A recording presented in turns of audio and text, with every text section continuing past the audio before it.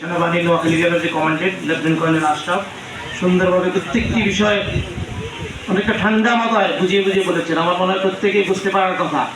এই বিষয়গুলো যদি আমরা না উপলব্ধি করি, না হৃদয়ঙ্গম করি, তাহলে কিন্তু আমরা প্রত্যেকেই ক্ষতিগ্রস্ত হবে, এই রাষ্ট্র ক্ষতিগ্রস্ত হবে। এই জিনিসটা আমাদের প্রত্যেকটি বিষয়ে আমাদের সুন্দরভাবে হৃদয়ঙ্গম করতে হবে, তারপর সেই অনুসারে কাজ করতে হবে।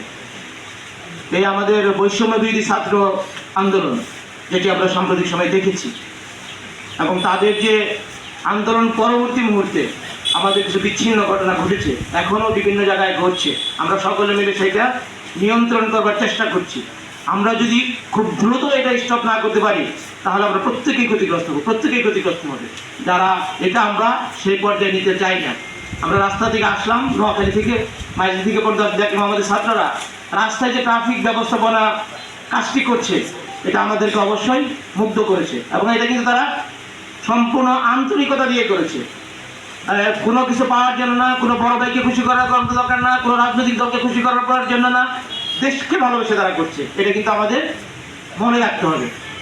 এখন আমরা যেটা আমাদের যে কোনো আইন শৃঙ্খলা, হয়তো আমাদের পুলিশ এখন বাংলাদেশে অ্যাক্টিভ নাই এই মুহূর্তে, আমাদের পুলিশের প্রতি হয়তো অনেকে ক্ষোভ আছে, পুলিশ হয়তো কেউ বাড়াবাড়ি করেছে, সবাই হয়তো না।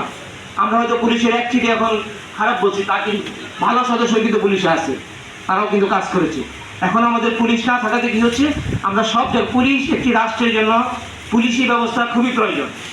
আর যদি এখন একটি মার্ডার হয়, সেই মার্ডারটি করার জন্য মামলা নিতে হবে, পুলিশকে নিতে হবে, পুলিশের কেউ মামলাটি নিতে পারবে না। আপনার তার যে শ্রুধার রিপোর্ট করতে হবে মারা যাওয়ার পর, সেটা পুলিশকেই করতে হবে। রাতারাতি সঙ্গী সেটা অন্য কেউ করতে পারবে না।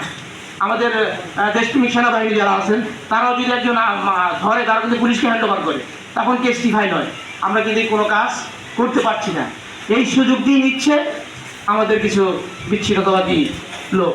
আপনার কিশোর গ্যাংয়ের কথা বলেন মাত্রই, কোনো কিশোর গ্যাংয়ের সদস্য এর সাথে আছে, তো তাদেরকে আমাদের চিহ্নিত করতে হবে, নির্মূল করতে হবে।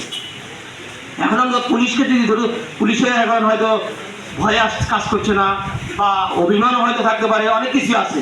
আমরা যত দ্রুত সম্ভব এই প্রস্তাবকে আগের জায়গায় নিয়ে যেতে পারবো। সেখানে যদি কেউ খুশি থাকে, সেটা আমাদের সেনাপ্রধান বলেছেন, এই যে সাম্প্রতিক আন্দোলনে যত হত্যা হয়েছে, কেউ যদি কোনো বিষয়ে তার স্পেসিফিক দোষ থাকে, অবশ্যই সেটা আইনের বিচার হবে। কিন্তু আজকে এখন কেউ বলতে পারবে না, হ্যাঁ তুমি একটা মার্ডার করছো, তোমাকে কালকে ফাঁসি দিয়ে দিলাম, এটা কিন্তু সম্ভব না। একটি সিস্টেম আছে, এবং আমাদের সেনাপ্রধান বলেছেন, এবং আজকে যিনি আমাদের দায়িত্ব নেবেন আমাদের রাষ্ট্রের, উনি হয়তো এভাবে বলবেন আমাদেরকে কি অবশ্যই একটি পর্যায়ক্রমে যারা দোষী হয়েছে তাদের শাস্তি অবশ্যই হবে, কিন্তু আমাদের ধৈর্য ধরতে হবে। আমাদের ইমোশনালি আমরা অনেক কিছু হয়ে গেছে, হয়তো ইমোশন খুব থেকে হয়ে গেছে, এখন আমাদের ইমোশন বন্ধ করতে হবে। এখন যদি আমরা ইমোশন বন্ধ না করি, আমরা কিন্তু যা অর্জন করেছেন আপনারা মনে, সেটা কিন্তু আবার ব্যাহত হবে, প্রশ্নবিদ্ধ হবে। সেই প্রশ্নবিদ্ধ আমি মনে করি আপনারা হতে দিবেন না।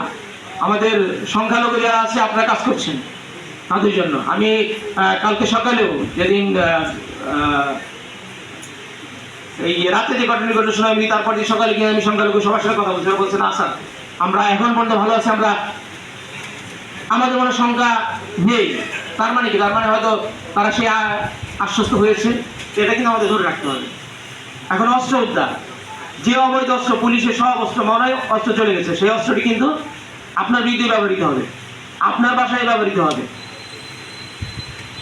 আমরা আমাদের মেজর তানভীর বলেছেন যে আপনার অস্ত্র যে যারাই আপনারা প্রচার করে দেন, বলে দেন যারাই নিয়েছে তারা জমা দিন। এখন আমরা আইন প্রয়োগ করবো না তাদের বিরুদ্ধে। আমরা গত 2 দিনেও কয়েকটা জমা পড়েছে, সেটা আমরা নিয়েছি। আমরা কারোর বিরুদ্ধে কিছু বলবো না, বাট যখন আমরা অপারেশনে যাবো, যে আমরা উদ্ধার করা যাবে, তখন যাকে পাবো তখন কিন্তু আমরা ছাড়বো না। সে কিন্তু বড় রকমের একটা বিপর্যয় করে যাবে, তার ফ্যামিলি বিপর্যয় করে যাবে। এটা আপনারা অবশ্যই বুঝতে পারবেন, কারণ আপনারা সবাই প্রাজ্ঞ, এটা আমাদের বুঝতে হবে। কারণ এই অস্ত্র যদি আমরা উদ্ধার না হয়, আপনার এই জনপদ কখনোই শান্ত হবে না। সেই জনপদ শান্ত না হলে আপনি আমি কেউ নিরাপদ না, আপনার ছেলে মেয়ে নিরাপদ না। এটা আমাদের খুব জরুরি ভিত্তিতে ভাবতে হবে। আমাদের অনেকেই বলেছেন আমাদের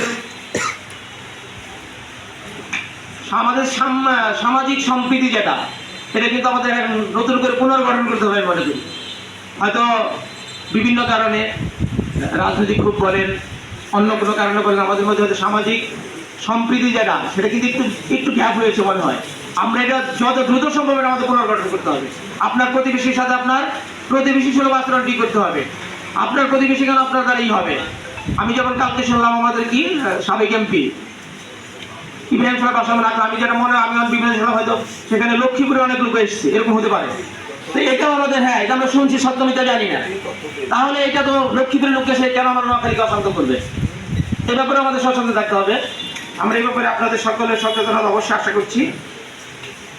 চাঁদাবাজি বলেছেন আমাদের লেফটেন্যান্ট আশরাফ,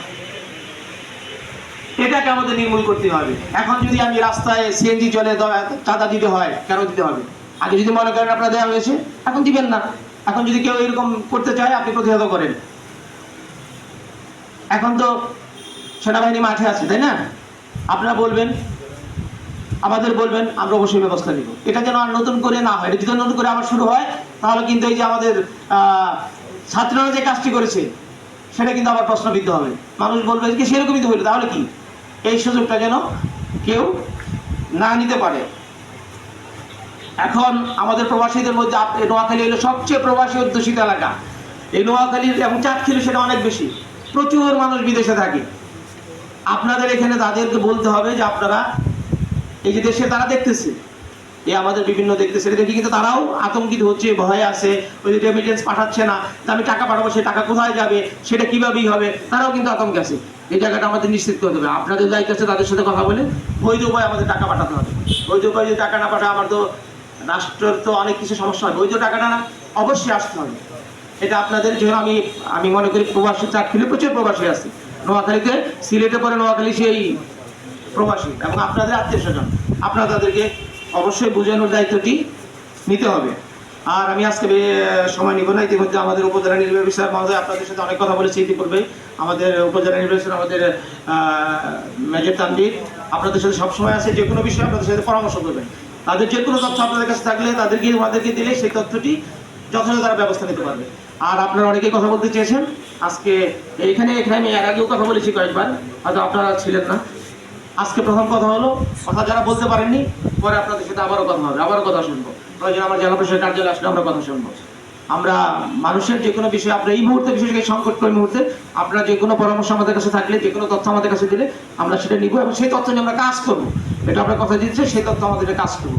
আপনি জানেন না, হয়তো জানেন না যে আমাদের সেনাবাহিনী 2 জন কর্মকর্তা এখানে আছে, তারা কিন্তু কালকে রাত্রি 4টার আগে কেউ ঘুমাইতে যেতে পারে নাই। 4টার পরে তারা ঘুমাইতে গেছে। কি জন্য? আপনাদের নিরাপত্তার জন্য, আপনারা যেন ভালো থাকে।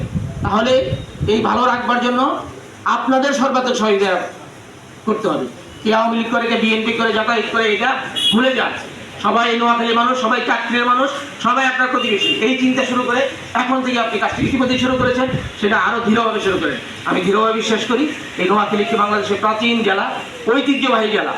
এমন কোনো সেক্টর নাই বাংলাদেশের নোয়াখালীর মানুষ নাই, সেটা আপনারা জানেন। আপনি বলেন যে আমরা যে চাকরি করি, আমরা তাদের নোয়াখালী প্রচুর মানুষ আছে এবং বড় বড় জায়গায় আছে। আপনি ব্যবসায়ী, বাংলাদেশের 4 জন ব্যবসায়ীর নাম বলে নোয়াখালী কথা বলে। এখন সেই নোয়াখালী যদি অশান্ত হয়, আমরা জানেন এই ছাত্র আন্দোলন কিন্তু নোয়াখালীতে আমরা যথেষ্ট, আমি পুলিশ সুপার এখানে নাই, যথেষ্ট চেষ্টা করেছে কেন কোনো ক্যাজুয়ালিটি না হয়, কোনো মানুষ না মারা যায়। আন্দোলনটি হয়েছে, আন্দোলনটি কিন্তু আবার হয়েছে। আমি দেখেছি পুলিশ সুপার নিজের সাথে হেঁটেছে যে আন্দোলনের কোথায় বিক্ষোভ না হয় এবং কোনো ক্ষতিগ্রস্ত হয়, আন্দোলনটা হোক।